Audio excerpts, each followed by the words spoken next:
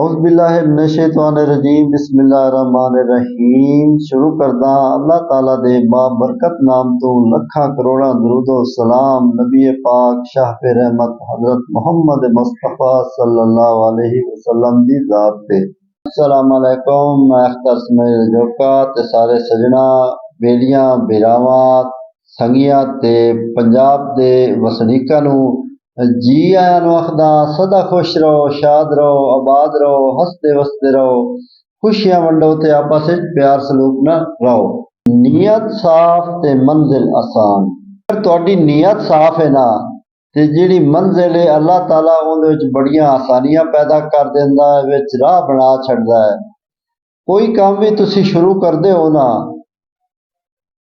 अगर तुहाडी नीयत दे विच थोड़ा जिहा भी फतूर आ जांदा है ते ओह काम कदी कामयाब नहीं होंदा। वीरावों की हाल है? उम्मीद है भी तुसी खुश होसो।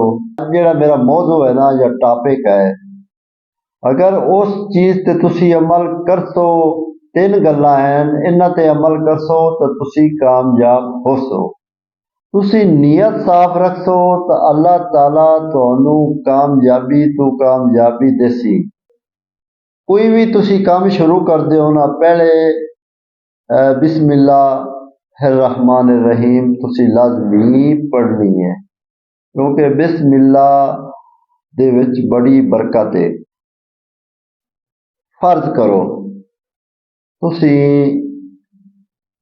किसान हो, फर्ज करो तुसी बिजनेसमैन हो, फर्ज करो तुसी कारोबारी हो। सब तो पहले सुबह टाइम तुसी उठियो, नमाज पढ़ो,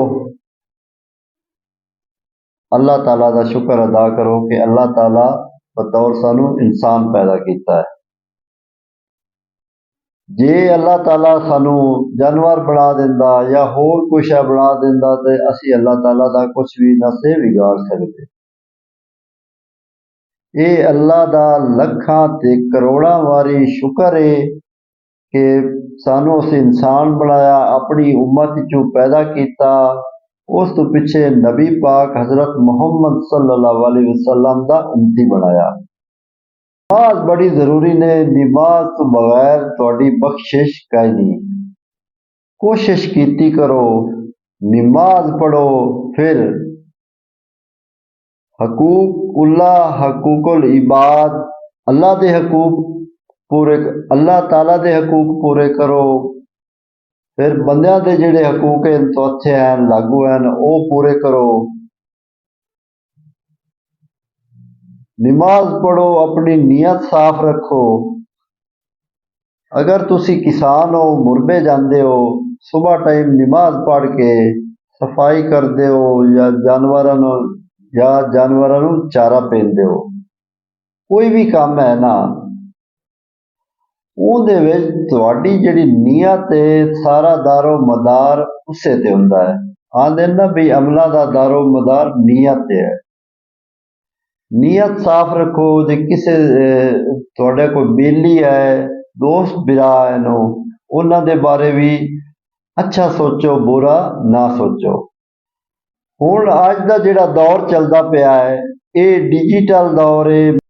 दुनिया नूं अग लगी हुई है, तेजी बजदी पई है, ते ये पता नहीं भी जितनी तेज बजते पे मौत किसी वेले भी आ सकती है।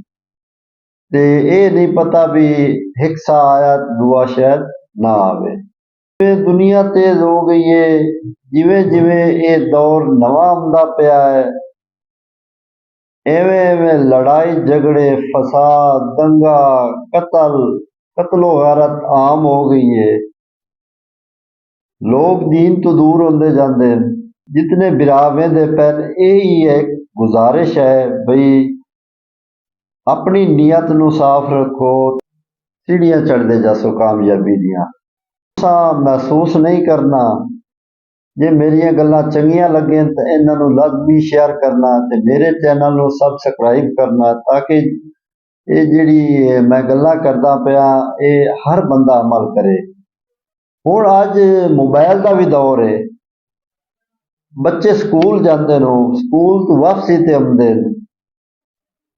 ਉਹਨਾਂ ਨੂੰ ਨਾ ਵਾਲਦੈਨ ਦਾ ਪਤਾ, ਨਾ ਹੋਰ ਕੰਮ ਦਾ, ਨਾ ਨਮਾਜ਼ ਦਾ, ਨਾ ਕਿਸੇ ਚੀਜ਼ ਦਾ ਵੀ ਨਹੀਂ ਪਤਾ ਹੁੰਦਾ। ਬਸ ਉਹਨਾਂ ਨੂੰ ਸਿਰਫ ਇਹ ਮੋਬਾਈਲ ਚਾਹੀਦਾ ਹੈ। ਤੇ ਅੱਲਾਹ ਤਾਲਾ ਤੋਂ ਦੁਆ ਕਰਦੇ ਹਾਂ ਵੀ ਐ ਅੱਲਾ ਸਾਡੇ ਮੁਲਕ ਜਿਹੜਾ ਪਾਕਿਸਤਾਨ ਹੈ ਜਿਹਦੇ ਵਿੱਚ ਅਸੀਂ ਵਸਦੇ ਪਏ ਹਾਂ, ਇਸ ਦੇ ਹਾਲ ਤੇ ਰਹਿਮ ਫਰਮਾ। ਮੇਰੀਆਂ ਗੱਲਾਂ ਚੰਗੀਆਂ ਲੱਗੇ, ਅੱਜ ਦੀਆਂ ਗੱਲਾਂ ਇਤਨੀਆਂ, ਜੇ ਜ਼ਿੰਦਗੀ ਦਿੱਤੀ ਜ਼ਿਆਦਾ ਜ਼ਿੰਦਗੀ ਦਿੱਤੀ ਮੌਲਾ, ਮੁੜ ਨਵੀਆਂ ਗੱਲਾਂ ਤੇ ਤੁਹਾਡੀ ਖਿਦਮਤ ਵਿੱਚ ਹਾਜ਼ਰ ਹੋ ਸਾਂ। ਆਪਣੇ ਮੇਜ਼ਬਾਨ ਅਖਤਰ ਸਮੀਰ ਜੋਕਰ ਨੂੰ ਦਿਓ ਇਜਾਜ਼ਤ। ਅੱਲਾ ਹਾਫਿਜ਼।